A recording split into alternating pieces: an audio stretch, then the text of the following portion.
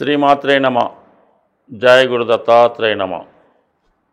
ఈ వీడియోలో మనం మే 18వ తారీఖున కుంభరాశిలో ప్రవేశిస్తున్నటువంటి రాహుగ్రహ ప్రభావం వివిధ రాశుల వారి మీద ఏ విధంగా ఉండబోతుంది అని తెలుసుకుందాం. అసలు ఈ యొక్క మానవ జీవితంపై గత జన్మ కర్మ ఫలితాలను ఈ జన్మలో అనుభవించే విధంగా ఈ రాహుకేతువులు ఈ జాతకుల మీద ఎక్కువ ప్రభావాన్ని చూపడం జరుగుతూ ఉంటుంది. ఈ రాహువు ఈ భూమి మీద ఉన్నటువంటి సకల సౌకర్యాలకి, కోరికలకి, ఆశలకి కారణమవుతూ ఉంటాడు. రాహువు డిటాచ్మెంట్ అన్నమాట. ఏదైనా ఒక బంధాన్ని స్వీకరించడం, ఆ బరువు బాధ్యతలు మోయడం, విపరీతమైనటువంటి ఆశలకి, కోరికలకి, వ్యామోహాలకి ఈ రాహుగ్రహం కారణం అవుతూ ఉంటుంది. వారి వారి జన్మజాతకంలో రాహు ఉన్న ప్రాంతాన్ని బట్టి, అంటే రాహు ఉన్న రాశిని బట్టి, ఏ గ్రహంతో కలిసి ఉండే దాన్ని బట్టి ఆ జాతకుడి యొక్క అభివృద్ధి, అతని యొక్క కోరికలు, ఆశలు, ఆశయాలు, పతనం ఇవన్నీ కూడా రాహుగ్రహ ప్రభావాన్ని బట్టే ఉంటుంది. వారి యొక్క జన్మజాతకంలో రాహు శనితో కలిసి ఉంటే జాతకుడు జీవితంలో ప్రథమంలో కష్టాలు పడినప్పుడు కూడా తర్వాత చాలా అత్యున్నత స్థాయికి వృత్తిపరంగా, పారిశ్రామికవేత్తగా, అంటే ముందు ఒక కార్మికుడిగా జీవితం ప్రారంభించి ఒక పారిశ్రామికవేత్తగా అతని శకం ముగించడం జరుగుతూ ఉంటుంది. అదే రాహువు గురుగ్రహంతో కలిసినప్పుడు జాతకుడు తన యొక్క నిజాయితీని పాడు చేసుకొని వివిధ రకాల అలవాట్లకి, వ్యసనాలకి, బలహీనతలకి లోనై ఇంచుమించుగా 36 సంవత్సరాల వరకు కూడా పతనావస్థ చెంది దాని తర్వాత జీవితం అభివృద్ధి చెందడం జరుగుతూ ఉంటుంది. అంటే సాధారణంగా ఒక విద్యార్థి జీవితం పాడైంది, ఒక వివాహ వ్యవస్థ పాడైంది, ఒక వ్యాపారం నష్టపోయాం, ఒక వ్యవస్థ పాడైందంటే ఈ గురు రాహులు కలిసి ఉన్నటువంటి ఈ గురుచండాల యోగం కూడా కారణమవుతూ ఉంటుంది. ఎక్కువగా మనిషి జీవితంలో సుఖ సౌఖ్యాలు అనుభవించాలన్నా, బాగా పతనావస్థ చెంది అనేక రకాల జైలు శిక్షలు కానీ, అనారోగ్య సమస్యలు కానీ పొందాలంటే ప్రధానం రాహువే కారణమవుతుంటాడు. అందుకనే నిరంతరం రాహుగ్రహం గోచార రీత్యా అయితేనే, దశల రీత్యా అయితేనే సాధారణంగా మనం దాన్ని గమనిస్తూ ఎప్పటికప్పుడు రాహుగ్రహం చెప్పిన విధంగా మనం నడుచుకుంటూ తగు పరిహారాన్ని చేసుకోవడం వల్ల రాహు యొక్క అనుగ్రహం ఉందంటే జాతకుడు సాధారణ స్థాయి నుంచి కోటీశ్వరుడు అవ్వడం జరుగుతుంది. అదే రాహుగ్రహం కోపానికి గురయ్యారంటే చాలా పతనావస్థకి గురై చివరి జీవితం జైల్లో కానీ, బాగా రోగాలతో హాస్పిటల్లో కానీ మరణానికి కూడా రాహువే కారణమవుతుంటాడు. ఏదేమైనా ఒక వ్యక్తి జాతకం సంతోషంగా, ఎటువంటి నిందలు లేకుండా, ఎటువంటి జైలు శిక్షలు, రోగాలు లేకుండా ఒక మంచి పేరుతో నడవాలంటే రాహుగ్రహ స్థితి చాలా ఇంపార్టెంటు. అందువల్లనే మనం ఇప్పుడు రాహుగ్రహం ఏ విధంగా ఏ రాశుల వారికి ప్రభావం చూపుతుందో తెలుసుకునే ప్రయత్నం చేద్దాం. మేషరాశి వారికి రాహుగ్రహ ప్రభావం పరిశీలించినప్పుడు, మరి రాహు ఏదైనా 11వ స్థానంలోకి వచ్చినప్పుడు, ఏ రాశి వారికైనా 11వ స్థానంలోకి ఈ పాపగ్రహాలు ప్రవేశించినప్పుడు జాతకుడు తన యొక్క అభివృద్ధిని ఖచ్చితంగా పొందడం జరుగుతూ ఉంటుంది. అంటే రాహువు శనిలాగా ఫలితాన్ని ఇస్తాడు. అలాగే శని యొక్క కారకత్వాలైనటువంటి అష్టమ భావానికి, వ్యయభావానికి కూడా కారణమవుతుంటాడు. కాబట్టి ఆ ఫలితాలు జాతకుడికి అనుకూలంగా మారడం జరుగుతూ ఉంటుంది. ఇప్పుడు అదృష్టం ఏంటంటే ఈ మేషరాశి వారికి శని యొక్క రాశిలో ప్రవేశించాడు. అంటే శని 11వ రాశిగా సహజ లాభస్థానంలోకి ఈ రాహు, అంటే మనకి మాయకి, టెక్నాలజీకి కారణమైనటువంటి రాహువు 11వ స్థాన ప్రవేశం వల్ల ఈ రాశిలో జన్మించినటువంటి వారికి వారి యొక్క ఆదాయం గతంలో కన్నా అనేక రెట్లు పెరిగే అవకాశం ఉంది. అంటే వారి యొక్క అర్హతకు మించి, వారి యొక్క స్థాయిని మించి వారికి ఆదాయం ఏర్పడడం జరుగుతూ ఉంటుంది. అంటే ముఖ్యంగా ఏంటంటే ఇది సులభంగా తక్కువ శ్రమతో ఎక్కువ ధనాన్ని సంపాదించడం జరుగుతుంటుంది.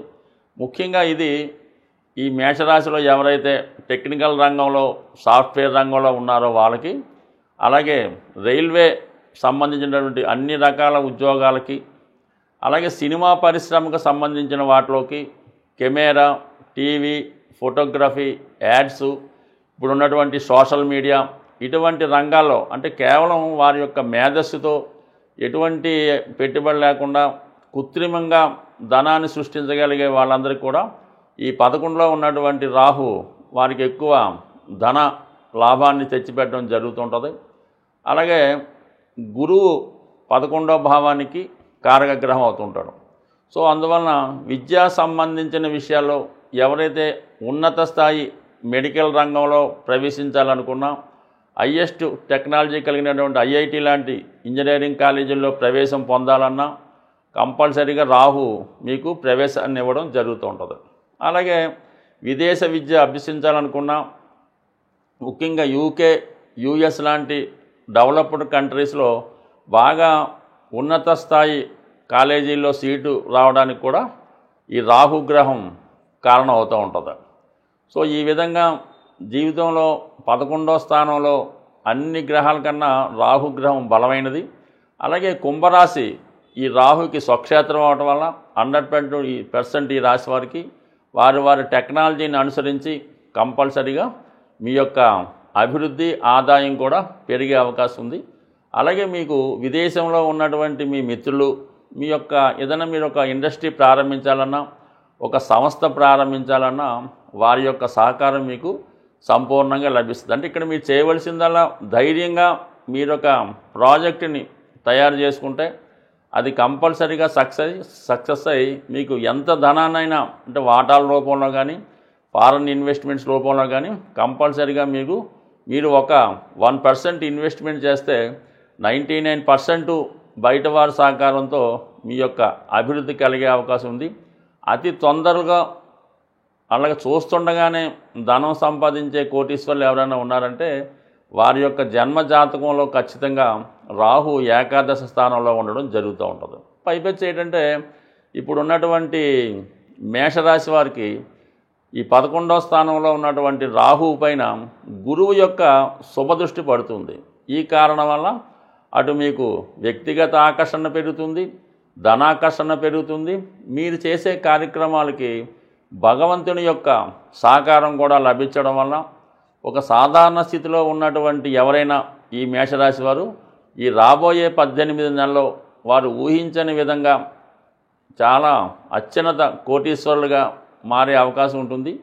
వారు చేయవలసిందల్లా ఏంటంటే ఒక నిజాయితీగా, చట్టానికి లోబడి పర్ఫెక్ట్గా అన్ని వనరులు, అన్ని పేపర్సు న్యాయానికి, చట్టానికి అనుగుణంగా ఉంటే మాత్రం కంపల్సరీగా వారు జీవితంలో ఉన్నత స్థాయికి రావడం జరుగుతుంది. ఒక సాధారణ రియల్ ఎస్టేట్ వ్యాపారి కూడా ఫ్యూచర్లో ఒక గొప్ప పారిశ్రామికవేత్తగా, రియల్ ఎస్టేట్ ఓనర్గా మారే అవకాశం ఉంటుంది. ఏదైనా గ్రహం మనకి ఇబ్బంది పెట్టినా, లాభాన్ని ఇచ్చినా మనం దాన్ని అనుకూలంగా మార్చడం బట్టి ఉంటుంది. ఏదైనా ఒక గ్రహం మనని ఇబ్బందులు పెడుతుందంటే ఖచ్చితంగా దాని తర్వాత అది మంచి ఫలితం ఇస్తుందని అర్థం చేసుకోవాల్సి ఉంటుంది. అయితే మనం ఆ ఇబ్బందుల్ని ఎదుర్కోవాల్సి ఉంటుంది.